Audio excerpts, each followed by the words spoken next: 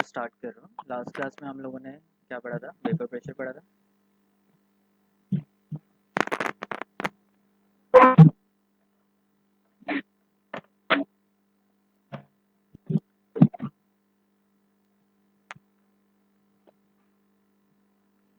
ठीक है, तो लास्ट क्लास में हम लोगों ने वेपर प्रेशर पढ़ा था, वेपर प्रेशर के बारे में देखा था और हमें पहली कॉलिगेटिव प्रॉपर्टी पढ़नी थी, relative lowering of vapour pressure.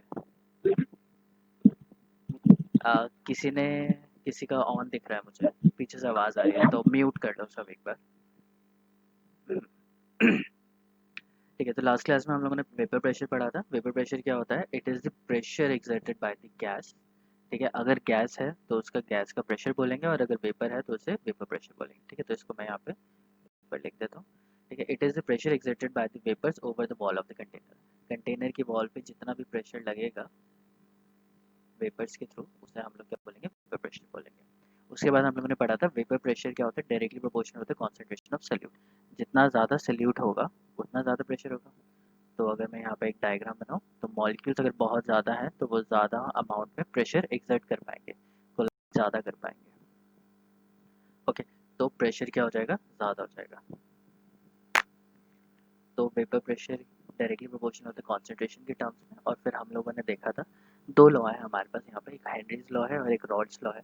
According to both of them जो पार्शियल प्रेशर होता है वो डायरेक्टली प्रोपोर्शनल होता है मोल फ्रैक्शन के। क्या है ये? मोल फ्रैक्शन है। और मैंने तुम्हें बता रखा है मोल फ्रैक्शन क्या होता है? नंबर ऑफ मोल्स ऑफ ए जिसका भी निकाल रहे हैं उसके ऊपर मोल्स आएंगे और टोटल मोल्स जितने प्रेजेंट है सोल्यूशन के अंदर। ओके, तो काई ए है तो ऊपर एन ए आएगा, काई बी है तो ऊपर एन बी आएगा। ठीक है, और यहाँ पे एक हम लोग जनरलाइजेशन कर लेते हैं कि ए हमेशा हम लोग किसके लिए यूज़ करेंगे। रुको, अभी मैं आगे बताता हूँ। इसको जो है इरेज करता हूँ। ठीक, तो पी डायरेक्टली प्रोपोर्शनल होता है एक्स के। ठीक है, और अगर मैंने यहाँ पे गैस ली है तो गैस के टर्म्स में ये होता है हेनरीज लॉ। ठीक है, और अगर सोल्यूशन है तो सोल्यूशन के टर्म्स में हम इसे बोलते हैं रॉल्स लॉ। दोनों में एक छोटा सा डिफरेंस है, मैं बताता हूँ तुम्हें। तो अगर मेरे पास कोई गैस है तो उसका जो पार्शियल प्रेशर होगा वो डायरेक्टली प्रोपोर्शनल होगा मोल फ्रैक्शन के, गैस का मोल फ्रैक्शन। और ये जो एच है ये स्मॉल एच है। ठीक है, के एच, के और नीचे सब्सक्रिप्ट है एच, ये थोड़ा गलत लिख दिया, के एच का। ठीक है, तो प्रोपोर्शनैलिटी कांस्टेंट है, इसको हटाऊंगा तो ऑब्वियसली मुझे एक कांस्टेंट इंट्रोड्यूस करना पड़ेगा। और ये जो कांस्टेंट के एच है, ये के एच है, इसको हम लोग बोलते हैं हेनरीज कांस्टेंट। ठीक है, तो ये किसके लिए एप्लीकेबल है? फॉर गैसेस के लिए। और अगर मेरे पास सोल्यूशन है और सोल्यूशन में लिक्विड है और लिक्विड एवेपोरेट हो रहा है, उस केस में हम लोग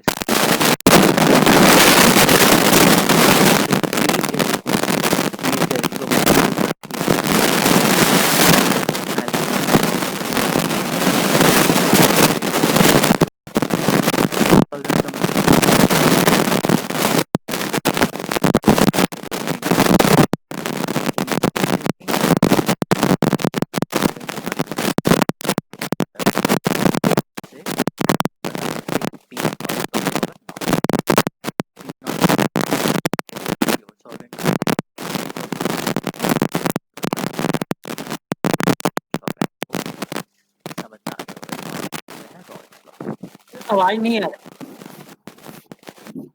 आवाज नहीं आ रहा है, इतनी देर से मैं बता रहा। जी, आवाज बिल्कुल नहीं आ रहा है या कट रहा है? तो कट कट के आ रहा है। कट कट क्या आ रहा है? सबको ऐसे आ रहा है या तुम्हें ही आ रहा है? अब तो ठीक आ रहा है। ठीक आ रहा है, मैंने तो वैसे कुछ किया नहीं। अच्छा चलो, अभी वही है सेम। अच्छा मैं कहाँ से एक्सप्लेन करूँ मुझे बताओ।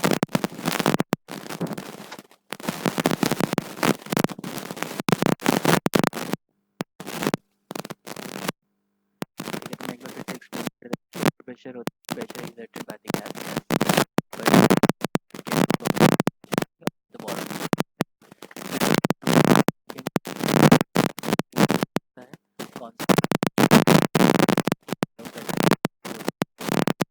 तो अगर मैं एक ग्राफ बनाऊंगा प्रेशर का, यहाँ पे ले लिया और फ्रिक्शन यहाँ पे,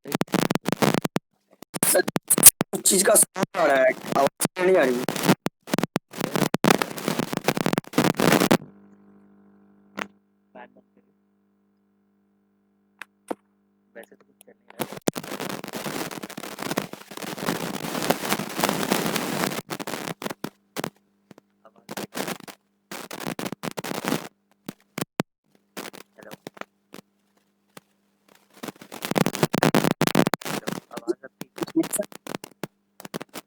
जी नहीं आ रही है।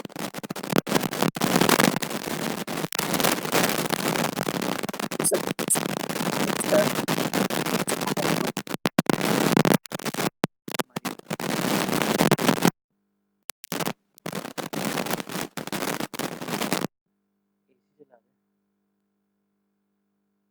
हेलो,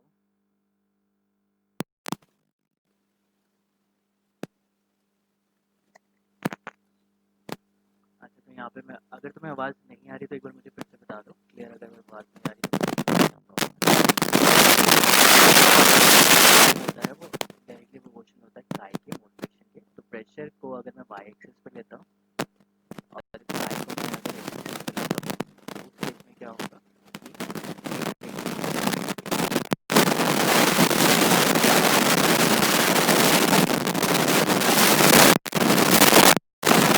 आवाज नहीं आ रही, क्या फिर से आवाज नहीं आ रही है।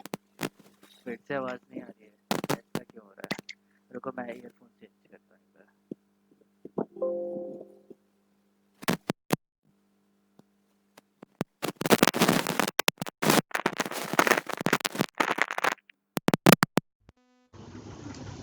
हाँ तो इधर से निकाला ना, देख।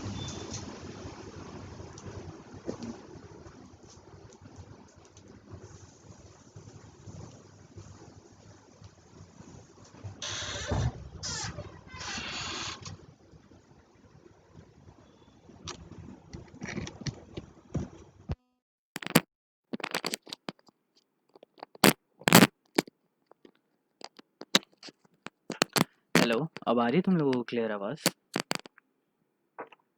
हाँ सर आ रही है। आ रही है? अच्छा, बीच में अगर नहीं आया ना तो मुझे एक बार बता देना। पता नहीं आज क्या हो रहा है, इंटरनेट तो ठीक है। अपना अब क्लियर एक सेकंड रुकना, फिर से खोल रखा है तूने? मेरा वाईफाई ले रखा है तूने?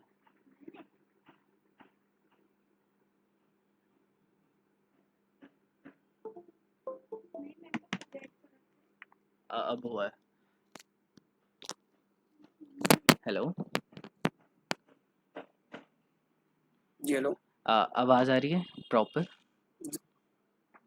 ठीक है, तो फिर मैं फिर से करता हूँ एक बार। जी ठीक।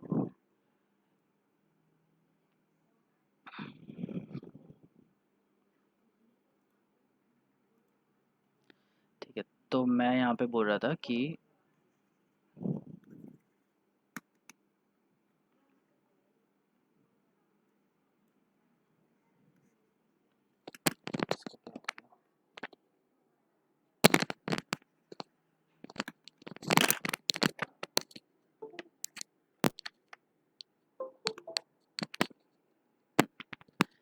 तो अगर वाई एक्सिस पे मैं प्रेशर लेता हूँ और एक्स एक्सिस पे मैं मोल फ्रैक्शन लेता हूँ तो मुझे एक स्ट्रेट लाइन मिलती है, ठीक है। तो इसका जो स्लोप होता है, ठीक है, स्लोप किसके इक्वल होता है? के एच के इक्वल होता है, और इससे हम लोग बोलते हैं हेनरीज कांस्टेंट। ठीक है, ये चीज़ याद रखना है तुम्हें कि ये जो हेनरी कांस्टेंट वाला जो ये है, ये गैस के लिए एप्लीकेबल है, ठीक है। लेकिन ये वाला जो है, ये सॉल्यूशंस के लिए एप्लीकेबल है या फिर वेपर्स के लिए, ठीक है। तो अगर वेपर्स किससे बनेंगे? ऑब्वियसली सॉल्वेंट से बनेंगे। तो कोई भी लिक्विड है और कोई भी सॉलिड है, अगर वो इवेपोरेट कर रहा है तो उसके लिए हम लोग रॉल्स लॉ लगाते हैं, और बाकी कोई गैस है तो उसके लिए हम लोग क्या लगाते हैं? ये हेनरीज लॉ लगाते हैं। दोनों में सिर्फ एक ही चीज़ डिफरेंस है कि यहाँ पे एक हेनरीज कांस्टेंट ले रखा है, ये के एच है, ठीक है। मैंने तुम्हें बताया ये कैपिटल एच ऐसे नहीं है, सब्सक्रिप्ट में है, के एच है, के एच। और इस लॉ को क्या बोलेंगे? हेनरीज लॉ बोलेंगे, और ये रॉल्स लॉ है, ठीक है। तो रॉल्स लॉ बोलता क्या है कि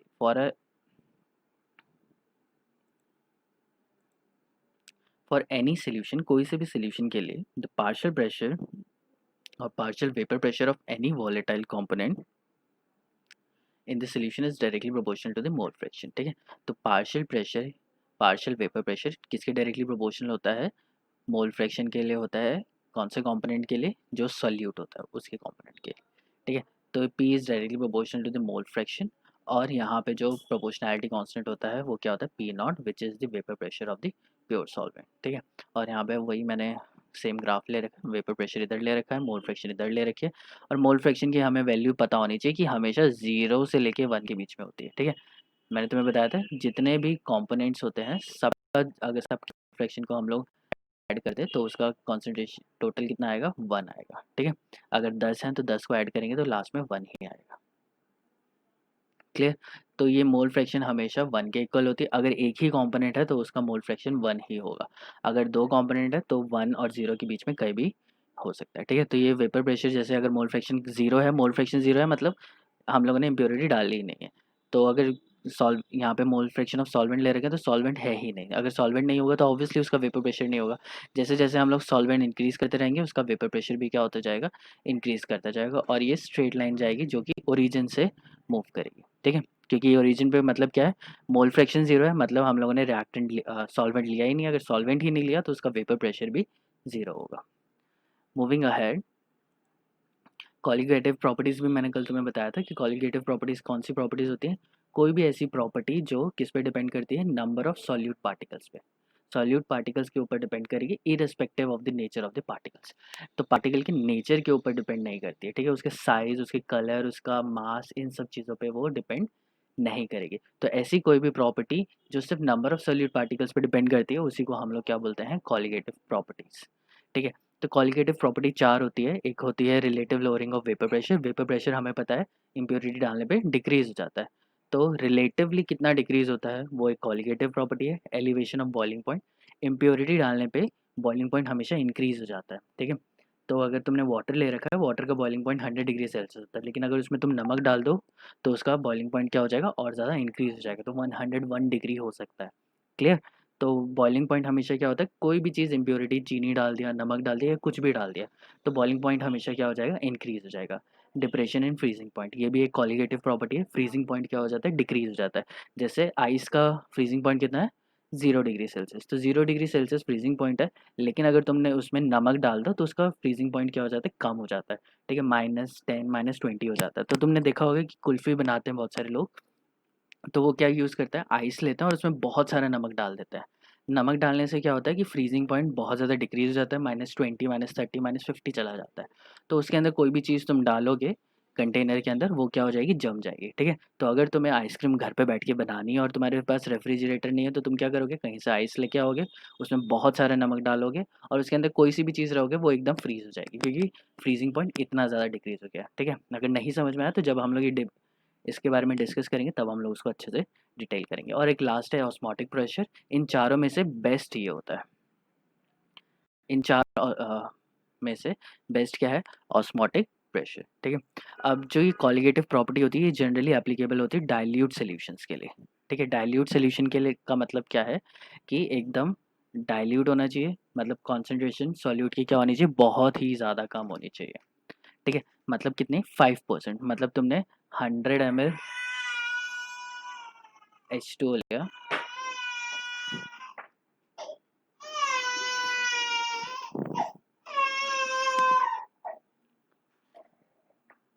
ठीक है, 100 ml तुम लोगों ने H2O लिया है, तो H2O में सिर्फ सॉल्वेंट है और उसके अंदर तुमने क्या डाल दिया, 5 मोल NaCl डाल दिया। ठीक है, तो इसकी कंसंट्रेशन क्या होगी, 5 मोल परसेंट।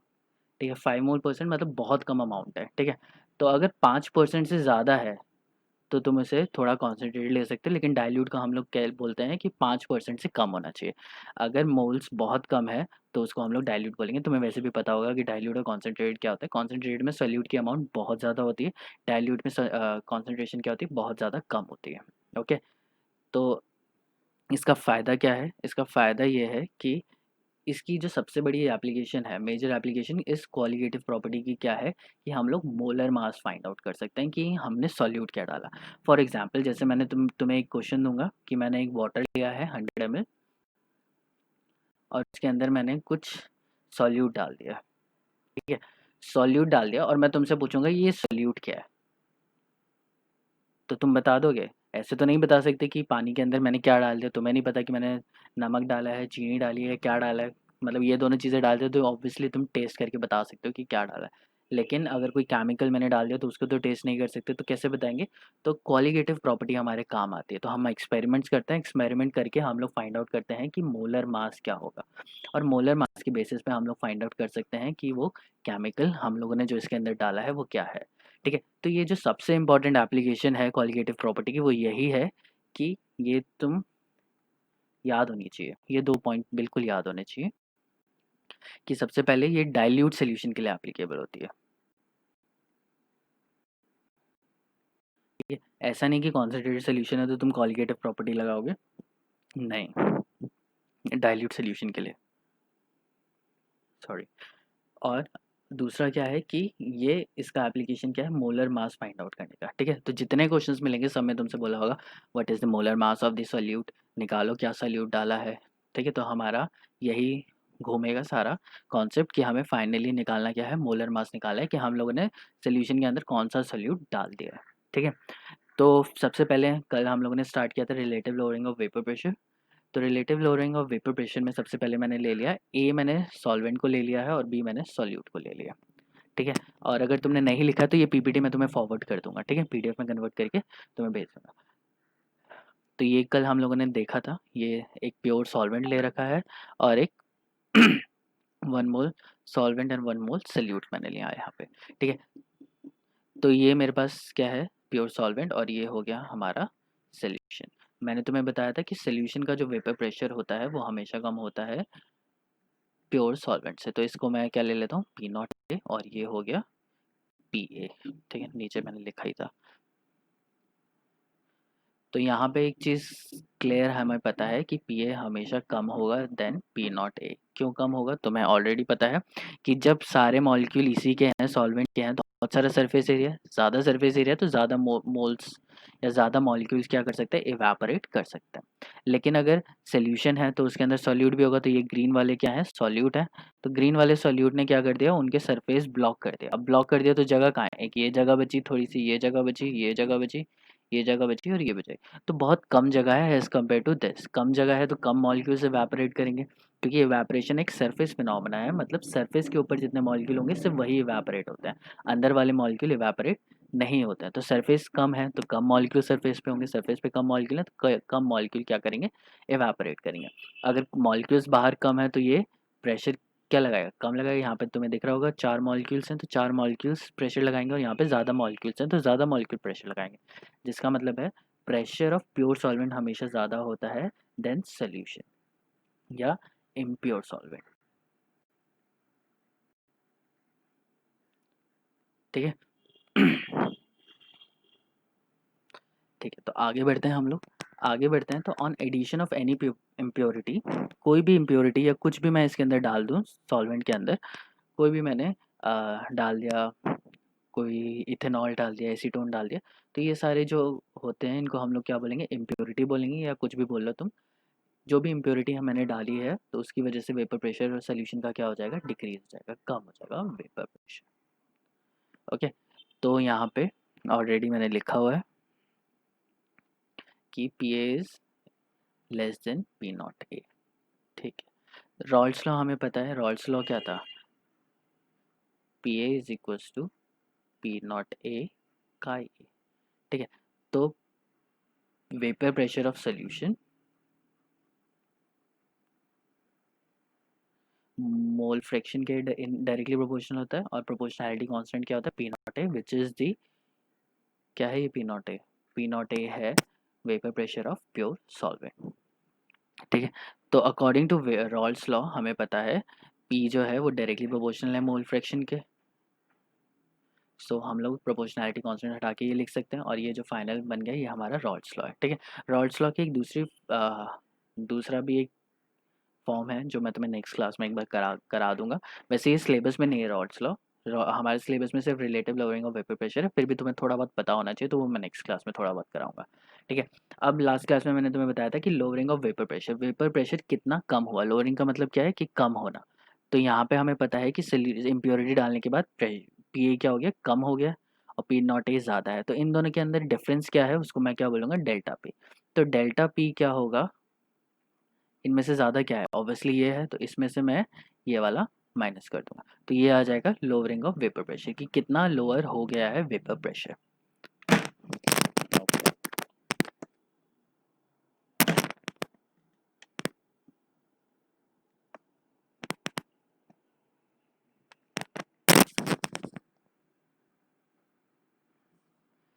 ठीक है, तो इसको मैंने तुम्हें बता ही दिया कि P not A is equal to P delta P A. Delta मतलब क्या होता है? चेंज, कितना चेंज आया है पी ए में, विच इज़ ज़्यादा वाला वेपर प्रेशर माइनस लोअर वाला वेपर प्रेशर। ज़्यादा किसका है? प्योर सॉल्वेंट का है, ये ज़्यादा होगा और इसका कम होगा। दोनों को मैंने माइनस कर दिया। अब क्या करना है कि अब मैं ये पी ए तो मुझे पता है कि पी नॉट ए का ए होता है, तो इसकी वैल्यू मैं यहाँ पे सब्स्टिट्यूट कर दूंगा। तो P not a minus P not A का ये आ गया। अब ये इधर भी है और ये इधर भी है, तो मैं इसको कॉमन ले सकता हूँ। तो ठीक है, हम लोग कॉमन ले लेते हैं। तो ये हमारा फॉर्मूला था, इसमें से मैं पी नॉट ए कॉमन लूँगा तो क्या आएगा? Delta P A is equals to P not A 1 minus का ये आ जाएगा। तो ये मैंने यहाँ पे लिख दिया।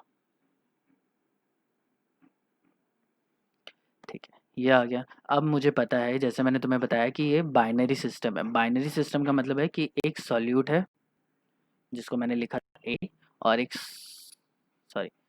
सॉल्यूट है जिसको हम लोगों ने लिखा था बी, और एक सॉल्वेंट है जिसको हम लोगों ने लिखा था ए।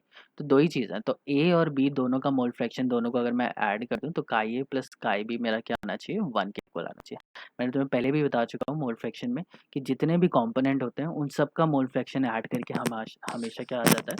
1 के इक्वल आ जाता है। ठीक है, तो मोल फ्रैक्शन जितने भी कॉम्पोनेंट्स होंगे उनको ऐड करके 1 आएगा। तो यहाँ पे हमारे दो ही कॉम्पोनेंट है, एक सॉल्वेंट और एक सॉल्यूट। तो दोनों की मोल फ्रैक्शन को अगर मैं ऐड कर लूँ तो मेरा 1 के इक्वल आ जाता है।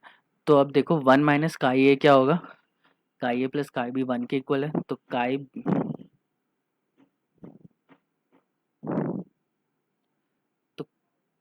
बी क्या हो जाएगा? 1 माइनस काई ए के इक्वल हो गया।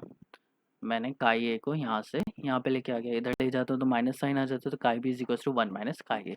अब 1 माइनस काई ए यहाँ पे भी है, तो इसको क्या करूँगा मैं? काई बी को यहाँ पे सब्स्टिट्यूट कर दूंगा। तो सब्स्टिट्यूट करने पे क्या आएगा?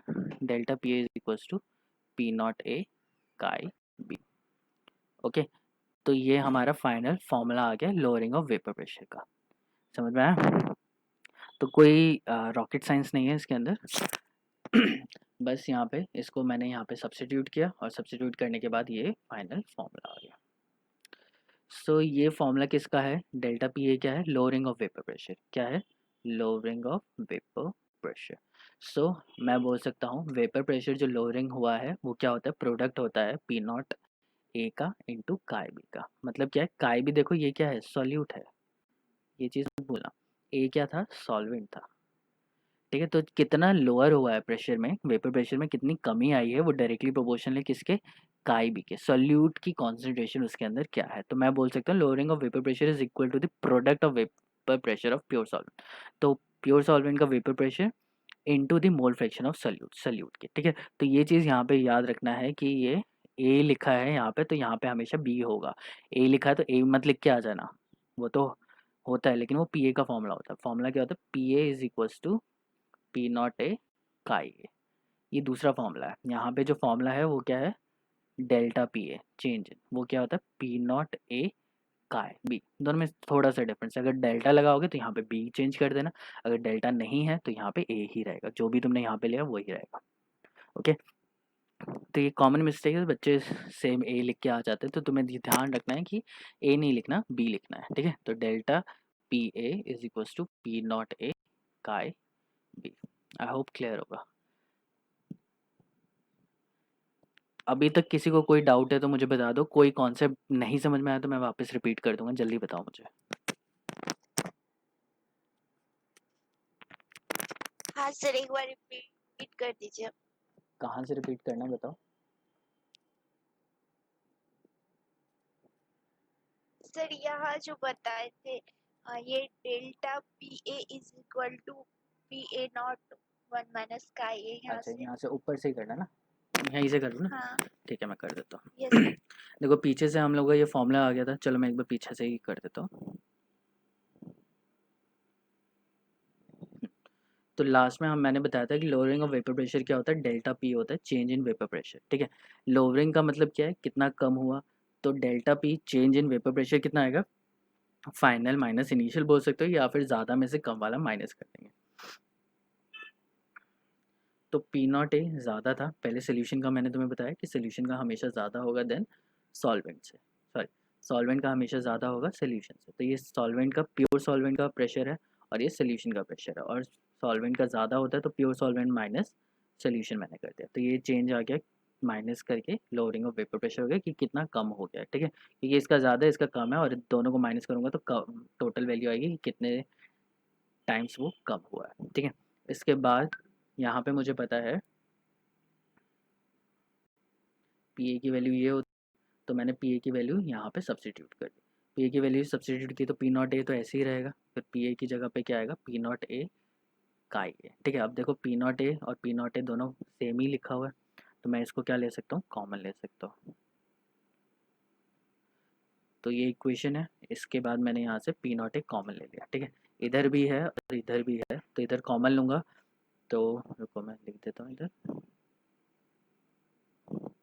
डेल्टा पी ए, तो मैं इसमें से पी नॉट ए कॉमन लेता हूँ, तो यहाँ पे क्या बचा, 1 बचेगा, 1 को मल्टीप्लाई करूँगा तभी ये आएगा, माइनस ऐसा क्या मल्टीप्लाई करूँ कि ये आ जाए, का ये मल्टीप्लाई कर देता हूँ, ठीक है। तो मल्टीप्लाई करूँगा तो P not a minus P not A का ये आएगा, तो मतलब मैं इसको इस तरीके से भी लिख सकता हूँ, ठीक है। तो इस तरीके से लिख सकता हूँ, तो पी नॉट ए हम लोगों ने कॉमन लिया है, और यहाँ पे क्या आ जाएगा, 1 माइनस का ए, ठीक है। अब मुझे पता है कि अगर मेरे पास दो कॉम्पोनेंट हैं ए एंड बी, कितने कॉम्पोनेंट है, 2 कॉम्पोनेंट है, ए मेरे पास क्या है, सॉल्वेंट, एंड बी क्या है, सॉल्यूशन, ठीक है। तो ए सॉल्वेंट है, sorry sorry sorry sorry, B क्या है, सॉल्यूट।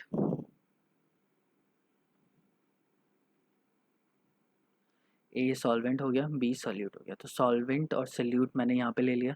तो मुझे पता है अगर दो हैं तो mole fraction of A plus mole fraction of B किसके इक्वल होगा, 1 के इक्वल होगा। ये हम लोग को ऑलरेडी पता है। कैसे पता है, क्योंकि जब हम लोगों ने मोल फ्रैक्शन किया था तब हम लोगों ने वहाँ पर डिस्कस किया था।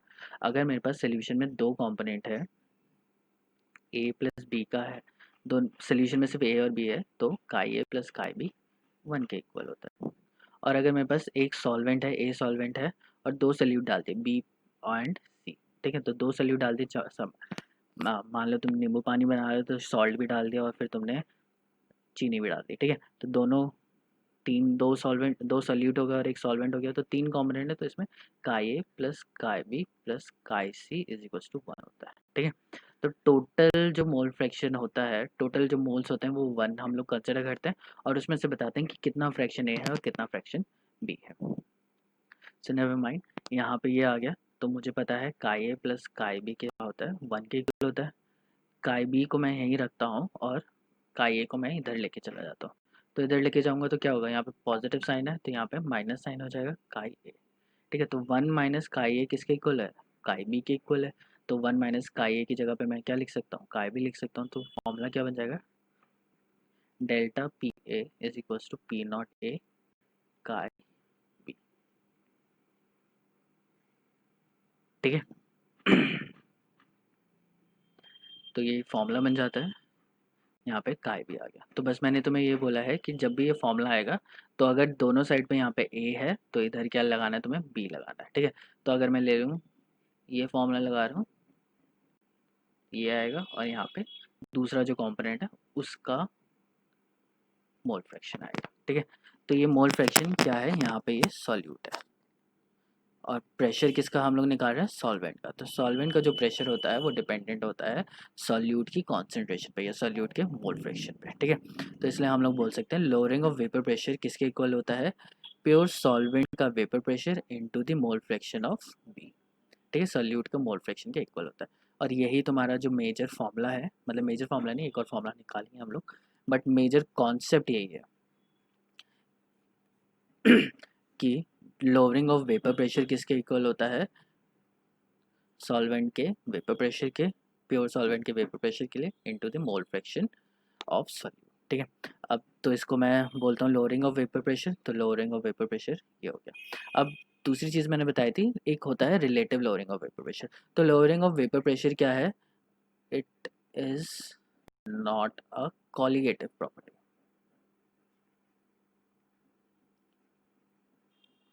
मतलब क्या है कि ये कॉलिगेटिव प्रॉपर्टी नहीं है, ठीक है, ये चीज़ याद रखनी है, ये जनरली एमसीक्यू में भी पूछा जाता है।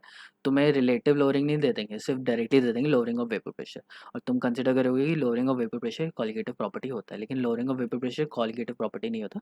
कॉलिगेटिव प्रॉपर्टी होता है relative lowering of vapour pressure. ठीक है, तो ये चीज़, ये टर्म याद रखनी है कि अगर relative lowering of vapour pressure लिखा है तो वो कॉलिगेटिव प्रॉपर्टी है, और रिलेटिव नहीं लिखा है, सिर्फ लोअरिंग ऑफ वेपर प्रेशर लिखा है, तो वो कॉलिगेटिव प्रॉपर्टी नहीं है। ठीक, तो रिलेटिव लोअरिंग क्या होता है? रिलेटिव मतलब उसके कंपैरिजन में। ठीक है, रिलेट कर रहे हैं हम लोग किसी से, किसी के साथ कंपैरिजन कर रहे हैं, तो कंपैरिजन जब हम लोग करेंगे तो लोअरिंग ऑफ वेपर प्रेशर हमें पता है ये है, और रिलेटिव लोअरिंग कंपैरिजन कर रहे हैं। कंपैरिजन किससे करेंगे? किसी आइडियल चीज़ से करेंगे जो मैक्सिमम होगा। तो आइडियल क्या है? Delta, sorry, P not a. तो पी नॉट आइडियल है क्योंकि यही मैक्सिमम होता है। मैक्सिमम वेपर प्रेशर कब होता है? प्योर सॉल्वेंट का होता है, और वो ये है। तो रिलेटिव का मतलब क्या हो जाएगा? डेल्टा पी कितना चेंज हुआ है, कितना लोअर हुआ है, और उसको रिलेट कर दिया या कंपेयर कर दिया पी नॉट ए जो मैक्सिमम है। जैसे मार्क्स तुम निकालते हो, मार्क्स परसेंटेज जब निकालते हैं तो obtained marks, marks obtained divided by total marks. ठीक है, तो लास्ट में किससे डिवाइड करते हैं? टोटल मार्क्स से डिवाइड करते हैं। ठीक है, तो टोटल मार्क्स तुम यहाँ पे कंसिडर कर सकते हो कि मैक्सिमम, टोटल मार्क्स को मैक्सिमम मार्क्स भी बोल सकते हैं, क्योंकि इससे ज़्यादा तुम्हारे मार्क्स आ ही नहीं सकते। 100 नंबर का पेपर है, 100 नंबर से ज़्यादा तुम ला नहीं सकते। तो यही होता है कि मैक्सिमम वैल्यू नीचे हम लोग डिवाइड में रखते हैं, और ये जो मैक्सिमम वैल्यू है वो क्या है? पी नॉट है, क्योंकि सॉल्वेंट का जो भी वेपर प्रेशर होता है वो मैक्सिमम होता है, उससे ज़्यादा हो ही नहीं सकता। प्योर सॉल्वेंट का जो वेपर प्रेशर है वो बहुत ज़्यादा होता है, और मैक्सिमम वही होता है। इम्प्योरिटी डालोगे तो वेपर प्रेशर हमेशा कम होगा, चाहे ज़रा सी इम्प्योरिटी डालो या बहुत ज़्यादा इम्प्योरिटी डालो, हमेशा वेपर प्रेशर कम ही होना है। तो मैक्सिमम जो वेपर प्रेशर की वैल्यू आ सकती है वो तभी आ सकती है जब वो प्योर हो। तो जब भी रिलेशन लेंगे, जब भी कंपैरिजन लेंगे, तो उसका पी नॉट ए से करेंगे। Hence relative lowering of vapour pressure को हम लोग लिखेंगे delta P A, lowering of vapour pressure divided by relative किसके लेना है? स्टैंडर्ड के, और स्टैंडर्ड कौन सा है? P not a. ओके, तो ये हमारा फॉर्मूला था। अब रिलेटिव लोअरिंग कैसे आएगा? इसको अगर मैं यहाँ ले आऊँ, डिवाइड कर दूँ, तो रिलेटिव लोअरिंग हो जाएगा। तो मैं डिवाइड कर देता हूँ, इसको मैं यहाँ ले आया, तो delta P A divided by P not A is equals to chi B. So ये तुम्हारा फॉर्मूला आ जाता है relative lowering of vapour pressure. ठीक है, तो अगर तुमसे पूछा जाएगा कि find out the relative lowering of vapour pressure, तो तुम्हें क्या निकालना है? बस काय बी निकालना है। ठीक है, तो अगर तुम्हें कोई क्वेश्चन दिया है और उसमें पूछा है what is the relative lowering of vapour pressure, तो काय बी क्या है? सोल्यूट है, तो सोल्यूट का मोल फ्रैक्शन अगर तुम निकाल दोगे तो वही तुम्हारा हो जाएगा relative lowering of vapour pressure. ठीक है, लेकिन यहाँ पे ये चीज़ पूरी नहीं हुई। तो एक ये इम्पॉर्टेंट, सबसे इम्पॉर्टेंट फार्मूला ये आ गया, एक इम्पॉर्टेंट फार्मूला ये था। ठीक है, क्योंकि यही मेजर कॉन्सेप्ट है, इसी फॉर्मूले से तुम बाकी सारे फार्मूला निकाल सकते हो। ठीक है, तो एक ये कॉमन फार्मूला, अगर तुम्हें डायरेक्टली पूछा गया what is relative lowering of vapour pressure, तो ये क्या हो गया? Relative lowering of vapour pressure हो गया, जो कि क्या है? मोल फ्रैक्शन ऑफ सॉल्यूट के इक्वल है। So relative lowering of vapour pressure क्या होता है? Is equal to the mole fraction of the solute. तो सॉल्यूट के मोल फ्रैक्शन के इक्वल होता है। ठीक है,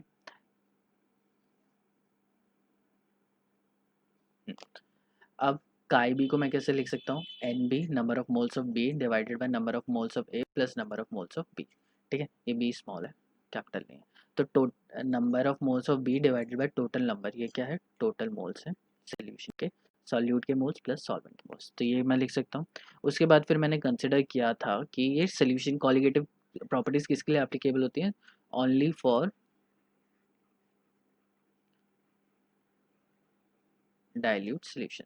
सिर्फ डाइल्यूट सोल्यूशन के लिए कॉलिगेटिव प्रॉपर्टी एप्लीकेबल होती है। डाइल्यूट सोल्यूशन मतलब क्या है? सॉल्यूट की कॉन्सेंट्रेशन बहुत कम है एज कम्पेयर टू सॉल्वेंट, यही होगा, क्योंकि सॉल्यूट बहुत कम लिया है मैंने। सॉल्यूट कम लिया है तो उसके नंबर ऑफ मोल्स भी बहुत कम होंगे, तो एन क्या होगा? बहुत कम होगा as compare to N A. तो एन बी अगर कम है एन ए के कंपैरिजन में, फॉर एग्जांपल 1000 मैंने ये ले लिया और इसके 10 मॉलिक्यूल है, तो 1000 के कंपैरिजन में 10 क्या होता है? बहुत छोटा होता है। तो 1000 में 10 में ऐड करूँ या ना करूँ तो कोई फ़र्क नहीं पड़ता। तो इसलिए हम लोग यहाँ पे क्या करते हैं, फॉर्मूला को सिंपल करने के लिए एन बी को मैं एन ए के कंपैरिजन में नेग्लेक्ट कर देता हूँ, ठीक है। तो delta P A divided by P not A is equals to N B divided by N A आ जाएगा, ठीक है। क्यों मैंने एन ए एन बी को बोला कि ये बहुत कम होता है as compare to N A, तो एन ए अगर बहुत बड़ी वैल्यू है तो उसमें एन बी अगर छोटी सी वैल्यू में ऐड करूँगा तो कोई खास फर्क पड़ेगा नहीं, तो कोई खास फर्क पड़ेगा नहीं, तो फॉर्मूला क्या होता है, जो आंसर आता है वो एग्जैक्टली ऑलमोस्ट सिमिलर आ जाता है, ठीक है। तो since it is a dilute solution, तो मैं क्या करूँगा, लिख सकता हूँ एन बी की जो number of moles of solute होंगे वो बहुत कम होंगे as compare to the number of moles of solvent, ठीक है। तो कम होंगे तो मैं बी को यहाँ पे क्या कर सकता हूँ, नेग्लेक्ट कर सकता हूँ। तो डायरेक्टली मेरा फॉर्मूला क्या हो गया, N B divided by N A.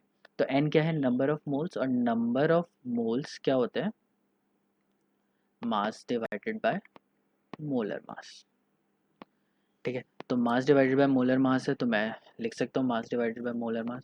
तो एन बी क्या है, number of moles of B, तो mass of B divided by molar mass of B, और नीचे क्या है, ए है, तो mass of A divided by molar mass of A, ठीक है। तो नीचे डिवाइड किया तो ऑब्वियसली वो कहाँ चला जाएगा, ऊपर चला जाएगा, तो ये वाला सबसे इम्पोर्टेंट फॉर्मूला आ जाएगा, ठीक है। मोस्ट इंपॉर्टेंट फॉर्मूला है, और मेजरली तुम्हारे सारे फॉर्मूले, सारे आंसर्स इसी से सॉल्व हो जाएंगे, ठीक है। सारे न्यूमेरिकल इसी फॉर्मूले से सॉल्व, ठीक है। तो ये जो P not a divided by delta P A divided by P not A है, ये क्या है, रिलेटिव लोअरिंग है,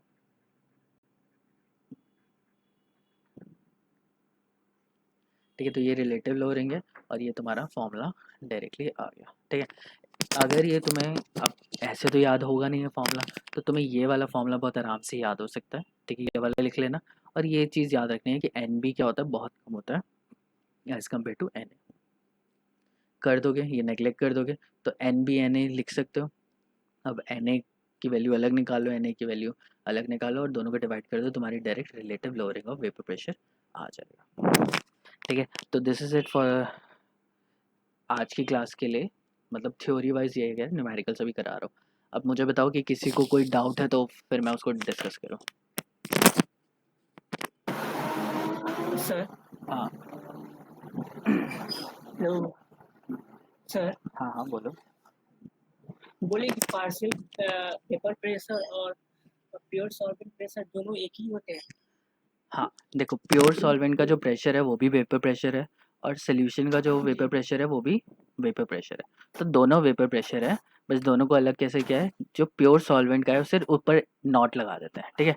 अगर ये नॉट लगी है तो मतलब ये किसका है, प्योर सॉल्वेंट का, ठीक है। और अगर नॉट नहीं लगी है, कुछ नहीं लिखा हुआ, तो मतलब ये क्या है, सोल्यूशन है, ठीक है। समझ में आया, तो दोनों ही वेपर प्रेशर है। हाँ सर। हाँ ठीक है, किसी का कोई और डाउट है? सर राउल्ट्स लॉ और relative lowering of vapour pressure क्या एक ही है क्या? नहीं नहीं, दोनों काफ़ी अलग है। हम लोगों ने रॉल्ट्स लॉ को यूज़ करते हुए relative lowering of vapour pressure निकाला। रॉल्ट्स लॉ देखो, रॉल्ट्स लॉ की दो फॉर्मूले हैं, ठीक है। एक सिंपल वाला जो फॉर्मूला है, जो हम लोग यहाँ पे स्टार्ट करते हुए आ रहे हैं, मैंने क्या बोला कि रॉल्ट्स लॉ स्टार्टिंग में ही बताता है। दो लॉ है हमारे पास, एक हेनरीज लॉ है जो बोलता है कि गैस का जो पार्शियल प्रेशर होता है वो उसके मोल फ्रैक्शन के डायरेक्टली प्रोपोर्शनल होता है, तो ये बन जाता है के एच का ये, ठीक है। ये जो फॉर्मूला है ये हेनरीज लॉ है। दूसरा क्या है, रॉल्ट्स बताता है। रॉल्ट्स लॉ ने क्या किया था, सोल्यूशन को स्टडी किया था, हेनरी ने क्या किया था, गैसेस को स्टडी किया था, और दोनों का फॉर्मूला सेम है, ठीक है। तो उसने जब सॉल्यूशंस के बारे में पढ़ा, तो सॉल्यूशन क्या करते हैं, इवेपोरेट होते हैं, इवेपोरेट होंगे तो वो वेपर्स बन जाएंगे, वेपर्स बन जाएंगे तो वो भी क्या है, गैस है, तो गैस है तो ऑब्वियसली फॉर्मूला तो सेम ही आएगा, लेकिन जो वेपर प्रेशर है सॉल्वेंट का या सॉल्यूशन का, वो डायरेक्टली प्रोपोर्शनल होता है उसके मोल फ्रैक्शन के, तो दोनों का देखो फॉर्मूला सेम है, ठीक है। ये रॉल्ट्स लॉ ने बताया था कि अगर एक सॉल्यूशन तुमने लिया है तो उसमें जो वेपर प्रेशर आएगा जो सॉल्यूशन का, वो डायरेक्टली प्रोपोर्शनल होता है सॉल्वेंट के मोल फ्रैक्शन के, ठीक है। मोल और फ्रैक्शन। इसको जब हम लोग हटाते हैं तो यहाँ पे पी नॉट ए लेते हैं, ठीक है। तो यहाँ पे दोनों में डिफरेंस क्या है कि हेनरीज लॉ में के एच आता है, हेनरी कांस्टेंट, और ये पी नॉट ए क्या है, vapour pressure of pure solvent है, ठीक है। तो ये रॉल्ट्स लॉ है, ठीक है। और ये जो रॉल्ट्स लॉ है ये किसके लिए है, नॉन वॉलेटाइल सॉल्यूशंस के लिए, सॉलिड के लिए। ठीक है। तो Solution. अगर हाँ मेरे पास मतलब सोल्यूशन तो मेरा वॉलेटाइल है, सॉल्यूट लिखना था यहाँ पे, ठीक है। तो अगर मेरा सोल्यूट नॉन वॉलेटाइल है, वॉलेटाइल का मतलब क्या है, वो इवेपोरेट नहीं कर सकता, जैसे मैंने तुम्हें कल बताया था सॉल्ट इवेपोरेट नहीं करता है, तो उसके लिए ये वाला फॉर्मूला एप्लीकेबल होता है। एक दूसरा फॉर्मूला है जिसमें हम लोग वॉलेटाइल दूसरा लिक्विड डालते हैं, मतलब फॉर एग्जांपल इथेनॉल ले लिया और वाटर ले लिया, अब दोनों क्या करेंगे, इवेपोरेट होंगे, तो जब वो सोल्यूशन लेंगे तो उसके लिए फॉर्मूला दूसरा होता है, ठीक है। फॉर्मूला यही है लेकिन उसके लिए हम लोग डेल्टन्स लॉ लगाते हैं, चलो वो मैं नेक्स्ट क्लास में करूँगा, अभी कंफ्यूज हो जाओगे, ठीक है। तो ठीक है। समझ में आया, डाउट क्लियर हुआ, नहीं तो मैं फिर से बता सकता हूँ, बताओ। हाँ हो गया। हाँ हो गया, दोनों अलग है, क्लियर हो गया।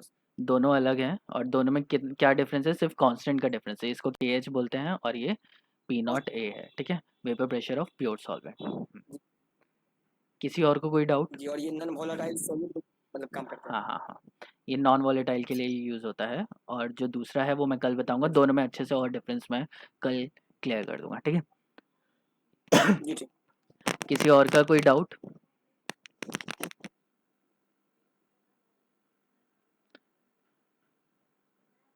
नहीं है, आगे बढ़े।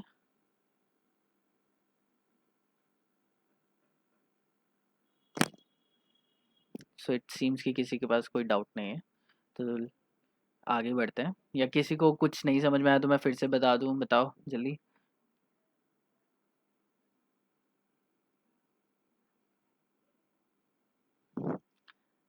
ठीक है, कोई नहीं बोल रहा मतलब कुछ नहीं है, ठीक है। तो अब हम लोग क्या करेंगे, दो बहुत इंपॉर्टेंट न्यूमेरिकल्स करेंगे, दोनों NCERT से लिए गए हैं, ठीक है। ये जो टॉपिक पढ़ना है ना, तो तुम्हें NCERT पढ़नी है इसके लिए। अच्छा हाँ, मुझे एक और इम्पोर्टेंट तुमसे बात करनी थी। There is an app called classroom, Google classroom, ठीक है। तो जी, ये जो मीट है इसमें डायरेक्ट हम लोग कॉन्फ्रेंस कर सकते हैं, वीडियो कॉन्फ्रेंस कर सकते हैं, और गूगल क्लासरूम होता है असाइनमेंट्स के लिए, ठीक है। मतलब फॉर एग्जांपल अगर मैं तुम्हें असाइनमेंट देता हूँ तो तुम, जैसे मैंने अभी तुम्हें क्वेश्चंस दिए थे, तो कितनों ने सॉल्व किए कितनों ने नहीं किए, एक दो का मुझे पता चला, बाकियों का मुझे पता ही नहीं चला कि किसी ने सॉल्व किए भी हैं या नहीं किए, किसी को प्रॉब्लम आई है नहीं आई है, और एवेल्युएशन कुछ नहीं हो पाया, ठीक है। तो फॉर एग्जांपल अगर मैं जैसे वेपर प्रेशर पढ़ा रहा हूँ, तो अब मैं क्या करूँगा, कुछ क्वेश्चंस दूंगा, तो ये जो क्वेश्चंस होंगे वो एज अ असाइनमेंट में दे दूंगा। और दूसरा इंपॉर्टेंट चीज़ क्या है कि पता नहीं कि तुम्हारे एग्ज़ाम्स होंगे या नहीं होंगे, तो इंटरनल असेसमेंट के हिसाब से तुम्हारे मार्क्स लगेंगे कि तुमने कॉलेज में कैसे परफॉर्म किया। और जो कॉलेज का जो पेपर हुआ था उसमें तो मेजॉरिटी के 0 मार्क्स हैं, तो 0 मार्क्स अगर वहाँ पे लगेंगे तो फेल ही हो जाओगे। तो यहाँ पे तुम्हें हर क्लास के बाद, हर क्लास मतलब एक वीक के हर वीक में एक असाइनमेंट करना पड़ेगा, ठीक है। MCQ हो सकते हैं, जैसे तुमने गूगल फॉर्म भरा था जब मैंने तुम्हें लिंक भेजा था जिसमें सर्टिफिकेट मिला था, तो 8-10 MCQ थे, ठीक है। तो MCQ तुमने टिक कर दिया था और तुम्हें उसी टाइम पता चल गया था तुम्हारे कितने मार्क्स आए हैं, ठीक है। तो वही सेम MCQ होंगे और वो हर वीक तुम्हें करने पड़ेंगे, ठीक है। मतलब वीक में जितने भी मैंने क्लासेस लिए हैं उसमें से एक टॉपिक मैं तुम्हें दे दूंगा कि इस टॉपिक पे होंगे, उसको अच्छे से पढ़ो और MCQ करो। और MCQ ऐसे वाले नहीं होंगे कि तुमने इंटरनेट पे सर्च किया और मिल गए, ठीक है। तुम्हें थोड़ा दिमाग लगाना पड़ेगा, एप्लीकेशन बेस्ड होंगे। तो उस पे कहाँ पे क्या करना पड़ेगा, तुम्हें गूगल क्लासरूम इंस्टॉल करना पड़ेगा, ऐप है, वहाँ पे कोड होगा, वो मैं कोड तुम्हें दे दूंगा, तो तुम्हारी क्लास बनी हुई है वहाँ पे, और वहाँ पे टॉपिक्स लिखे हुए हैं क्या क्या हैं, ठीक है। तो वहाँ पे टॉपिक्स में मैं तुम्हें ये NCERT का चैप्टर 2 सोल्यूशन है, अगर किसी के पास बुक नहीं है तो उसका PDF मैं दे दूंगा, तुम लोग वहाँ से देख सकते हो। दूसरा चीज़ है कि अगर मुझे कोई यूट्यूब पे वीडियो मिलेगी तो मैं वहाँ पे तुम्हें अपडेट कर दूंगा कि ये यूट्यूब की वीडियो है, इसको देख लो, इससे प्रिपेयर कर सकते हो। और इसके अलावा असाइनमेंट्स वहाँ पे तुम्हें मिल जाएंगे, ठीक है। असाइनमेंट्स की ड्यू डेट होगी कि मतलब एक हफ्ते के अंदर अंदर तुम्हें सबमिट करना है, नहीं सबमिट करोगे तो तुम्हारे 0 मार्क्स आएंगे, और सबमिट कर दोगे तो जितना सबमिट किया उसके अकॉर्डिंग तुम्हारे मार्क्स आ जाएंगे। और इसको सब कुछ स्टार्ट करने के लिए मुझे तुम्हारे चाहिए ईमेल आईडी, ठीक है। तो एक काम करना, जो व्हाट्सएप ग्रुप है, तो जिन जिन का अलग अलग ग्रुप है सब, या फिर पर्सनली मुझे ईमेल आईडी मुझे दे देना, मैं क्लासरूम में तुम्हारा ऐड कर दूंगा। ऐड करने के बाद तुम सबका एक अकाउंट क्रिएट हो जाएगा वहाँ पे, और फिर वहाँ पे जो भी मैं क्लास चल रही है, जैसे ये कॉलिगेटिव प्रॉपर्टी चल रहा है, तो कॉलिगेटिव प्रॉपर्टी का एक टैब होगा, उस टैब के अंदर टॉपिक्स लिखे होंगे कि कौन कौन से टॉपिक्स हो गए, और जो टॉपिक है उसके रिगार्डिंग जो भी क्विज़ होगा या जो भी असाइनमेंट होगा वो वहाँ होगा, और वहीं पे तुम्हें पता चल जाएगा कि तुम्हारे कितने मार्क्स आए हैं। ठीक है, तो मुझे खुद से चेक करने की ज़रूरत नहीं पड़ेगी। असाइनमेंट में बनाऊंगा तो डायरेक्टली पता चल जाएगा कि उसी टाइम तुम्हें पता चल जाएगा कि तुम्हारे मार्क्स कितने हैं, वो गूगल खुद ही कैलकुलेट करके तुम्हें दे देगा। ठीक है, तो बहुत सिंपल है, बहुत आसान है। और सिंस कोविड-19 में हम लोगों को पता नहीं कितने टाइम तक के लिए ऑनलाइन पढ़ना पड़ेगा, तो गूगल असाइनमेंट्स और गूगल क्लासरूम काफ़ी बेटर ऑप्शन है, ताकि तुम्हारा असेसमेंट होता रहे, तुमने कितना पढ़ा है कितना नहीं पढ़ा है, टेस्ट तुम कॉन्स्टेंटली लेते रहो। और फिर यही जो सारे मार्क्स होंगे ना, ये सारे क्यूमुलेट करके अगर तुम्हारा एग्ज़ाम नहीं होगा तो वो वहाँ पे चले जाएंगे। ठीक है, तो मुझे व्हाट्सएप पे ईमेल आईडी अपने सारे फॉरवर्ड कर देना, और वही ईमेल आईडी फॉरवर्ड करना, ये नहीं कि अपना भाई का कर दिया किसी और का कर दिया। तो ये क्वेश्चन स्टार्ट करते हैं। तो पहला क्वेश्चन है, the vapour pressure of pure benzene लिया है at certain temperature is 0.850 bar. So benzene is solvent, solvent A हम लिखते हैं सॉल्वेंट के लिए। ठीक है, तो मुझे वेपर प्रेशर दे रखा है P not A, pure benzene दे रखी है तो मतलब प्योर सॉल्वेंट दे रखा है। प्योर सॉल्वेंट को नॉट लगाते हैं, स्टैंडर्ड है। इसका प्रेशर कितना है, 0.850 बार। क्लियर। नॉन वॉलेटाइल मतलब जो उड़ नहीं सकता है। ठीक है, non electrolyte solid weighing 0.5 gram when added to the इतना ग्राम ऑफ बेंजीन। तो बेंजीन का मास दे रखा है, तो डब्ल्यू ए लिख लेता हूँ। मास ऑफ ए कितना दे रखा है, 39.0 ग्राम्स। मोलर मास भी दे रखा है, मोलर मास ऑफ ये। ठीक है, तो मोलर मास ऑफ ए कितना दे रखा है, 78 ग्राम पर मोल। यार ये देखा करो कि कभी भी है ना यूनिट मत छोड़ देना। ठीक है, यूनिट छोड़ दोगे तो मार्क्स कट जाएंगे। बी सॉल्यूट है, तो vapour pressure of the solution, solution का वेपर प्रेशर कितना हो गया, पी ए। ठीक है, नॉट, अगर नॉट नहीं हो, नॉट होता है तो वो प्योर का होता है, और नॉट नहीं है तो मतलब सोल्यूशन का। तो सोल्यूशन का कितना है, 0.845 बार। तो सॉल्यूट का हमें मास दिया है, ये दे रखा है, ये रहा। तो डब्ल्यू ए हमें दे रखा है 0.5 ग्राम। ठीक है, एक बार फिर से पढ़ते हैं हम। जो मोस्टली प्रॉब्लम आती है वो इसी रिगार्डिंग आती है कि यही नहीं पता चलता कि क्वेश्चन क्या कह रहा है। सो फिर से देखते हैं, vapour pressure of pure benzene लिया है, उसका वेपर प्रेशर एक किसी टेम्परेचर पे मुझे दे रखा है 0.850 बार। ठीक है, तो सॉल्वेंट क्या है यहाँ पे, प्योर बेंजीन है। ठीक है, a non volatile non electrolyte solid. ठीक है, तो नॉन वॉलेटाइल है, वॉलेटाइल नहीं है, और नॉन इलेक्ट्रोलाइट है मतलब टूटेगा भी नहीं। ठीक है, तो ऐसा कोई इलेक्ट्रोलाइट हम लोगों ने, इम्प्योरिटी हम लोगों ने डाल दी जिसका अमाउंट कितना है, 0.5 ग्राम। तो इम्प्योरिटी है, इधर भी ये ले लिया मैंने, इसको बी कर देता है।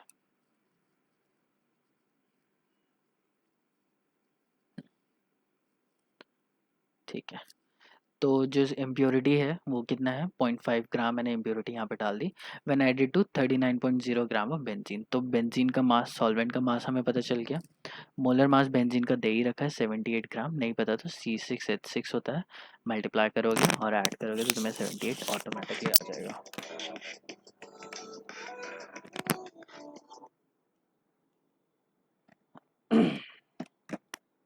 एनीवेज, तो PB और WB हम लोगों ने यहाँ पे डाल दिया। तो ये सब डालने के बाद हमें क्या निकालना है, molar mass of solid substance. तो फॉर्मूला क्या निकालेंगे, delta P divided by P nought A is equals to chi B. और उसके बाद हम लोगों ने फॉर्मूला देखा था, फॉर्मूला क्या था, B है ऊपर तो WB MB इंटू WA। ठीक है, तो ये हमारा फॉर्मूला है रिलेटिव लोअरिंग का। तो अब डेल्टा P क्या है तो मतलब कितना कम हुआ है, तो डेल्टा P क्या होता है, P नॉट A माइनस, ये तो यही रहेगा, हाँ, ठीक है, सोल्यूशन का वो यही रहेगा। हाँ, तो इन दोनों को अगर मैं माइनस करूँगा तो कितना आएगा, 0.850 माइनस 0.845। ठीक है, तो 0.050 में से 45 माइनस 5 आएगा, तो इतना बार मेरा ये आ गया। तो मैं लिख दूँगा बार डिवाइडेड बाय पी ए कितना हो गया 0.845 बार, ये आ गया। ठीक है, ये दोनों मैंने यहाँ पे लिख लिया। डब्ल्यू बी कितना है 0.5 ग्राम इंटू मोलर मास कितना है 78 ग्राम पर मोल। ठीक है, एम बी मोलर मास मुझे फाइंड आउट करना है इंटू डब्ल्यू ए कहाँ है, ये रहा 39.0 ग्राम। ठीक है, इसको सॉल्व करो, मुझे सॉल्व करके बताओ कितना आंसर आ रहा है। एम बी निकालना है, ठीक है, मुझे बताओ एम बी कितना आ रहा है। कैलकुलेटर यूज़ करो और उसको मुझे बताओ कि कितना आ रहा है।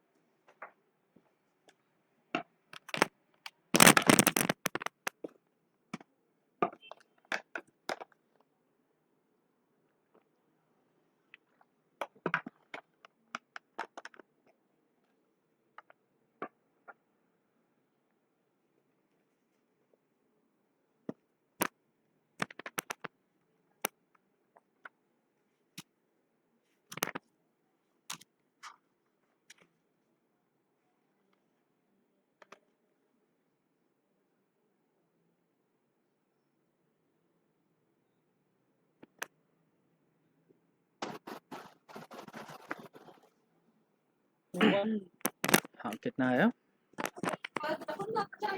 वन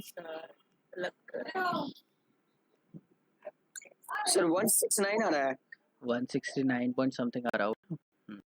जी जी 169 पॉइंट कुछ समथिंग होता है। हाँ ठीक है, तो टोटल कितना हो जाएगा, अराउंड 170 के आसपास आएगा। ठीक है, सबको आ गया समझ में? ये बहुत सिंपल सा था, इसमें कुछ नहीं करना था, बस फॉर्मूला लिखना था। फॉर्मूला याद होना चाहिए, फॉर्मूला याद है तो ऑटोमेटिकली तुम बहुत आराम से ये निकाल सकते हो। क्लियर है ये सबको? आगे बढ़ते हैं।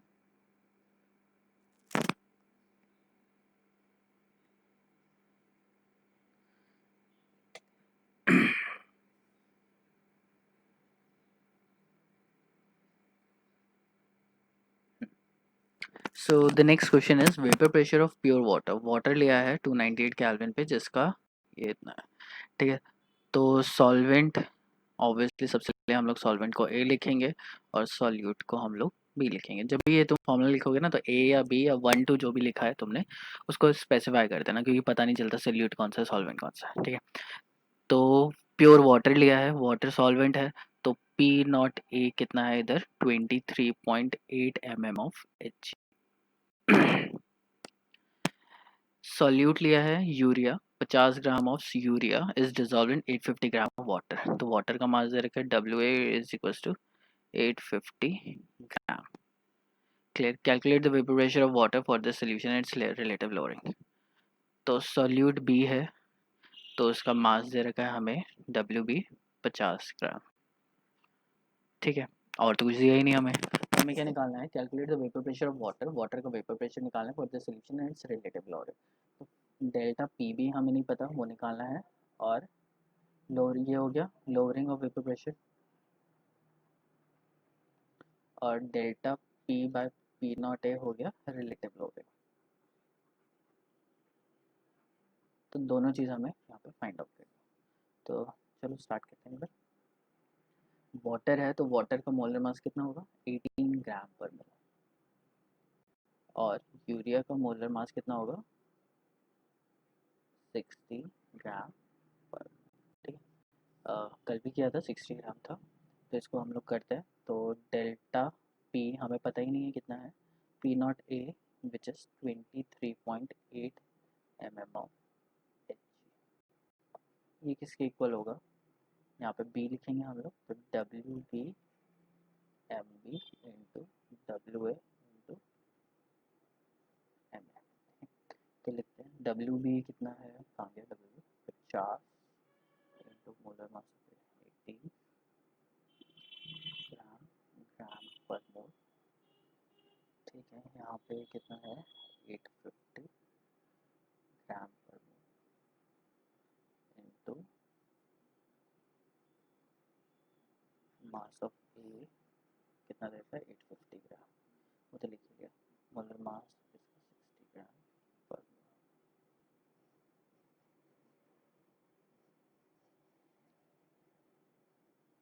एक सेकंड रुको।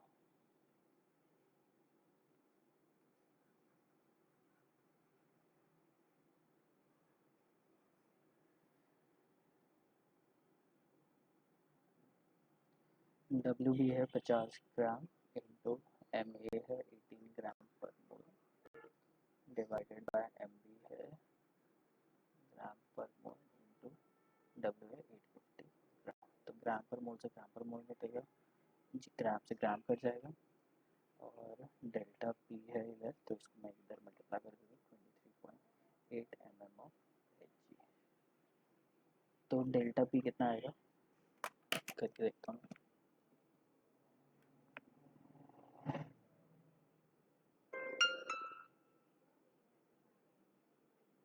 सर 0.42 के समथिंग आ रहा है। क्या कितना आ रहा है? 0.42 के समथिंग आ रहा है। 0.42 42 के समथिंग कुछ। अच्छा रुको मैं एक बार देख लेता हूँ। 50 इंटू 18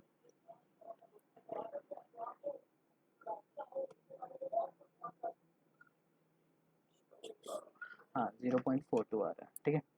तो लोअरिंग ऑफ वेपर प्रेशर कितना आ गया 0.42, और सिंस ये क्या कौन सी यूनिट बची mm ऑफ Hg, तो इसकी यूनिट भी क्या होगी mm ऑफ Hg, ठीक है। तो ये आ गया calculate the vapour pressure of water and it's relative lowering. तो अभी हम लोगों ने कुछ नहीं निकाला, अभी हम लोगों ने क्या निकाला है लोअरिंग ऑफ वेपर प्रेशर। निकालना क्या है रिलेटिव लोअरिंग निकालना है और वेपर प्रेशर ऑफ वाटर निकालना है। तो रिलेटिव लोअरिंग क्या है delta P upon P not a, ये रिलेटिव लोअरिंग है। तो डिवाइड कर दो, इसको डिवाइड करोगे 23.8 mm ऑफ Hg से, डिवाइड करके जो भी वैल्यू आएगी वो तुम्हारी आ जाएगी relative lowering of vapour pressure, ठीक है। तो ये relative lowering of vapour pressure निकल गया। वैसे कुछ नहीं था, ये जो टोटल वैल्यू थी ये एक खुद ही रिलेटिव लोअरिंग था, बट कोई नहीं। तो हम लोगों ने relative lowering of vapour pressure निकाल लिया। दूसरा क्या निकालना है calculate the vapour pressure of water for this solution. तो डेल्टा पी निकल गया। तो डेल्टा पी मैं इरेज कर रहा हूँ, इधर से इरेज कर रहा हूँ।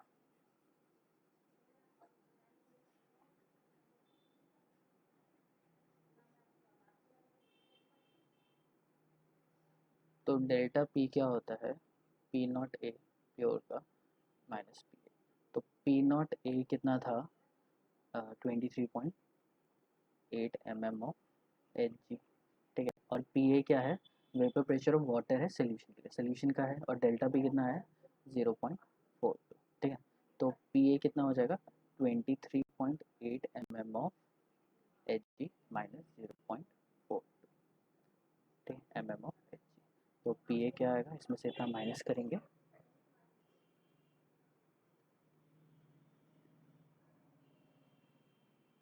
तो ये आ जाएगा 23.38 mm ऑफ, ठीक है।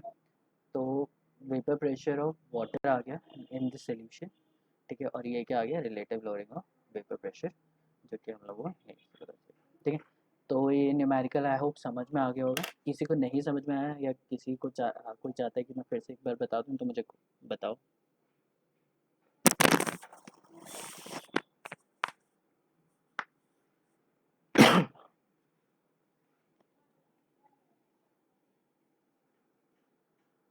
सबको क्लियर हो गया?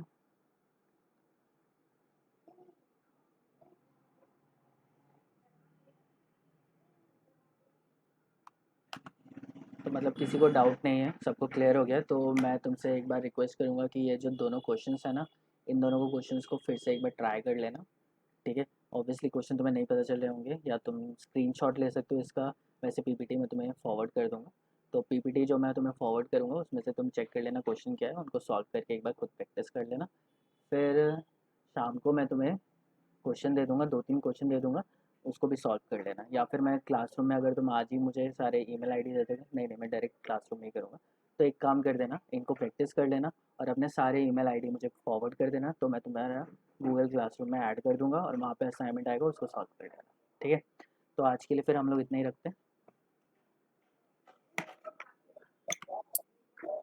Okay sir, email ID group में सेंड कर देना। हाँ, ईमेल आईडी ग्रुप में या पर्सनली मुझे सेंड करना चाहते हो तो पर्सनली कर दो, कोई प्रॉब्लम नहीं है उसके लिए। सर बहुत बहुत धन्यवाद सर, यही हम भी सोच रहे थे कि काश ऐसा रूल होता, तो वो हो ही गया। हाँ, तो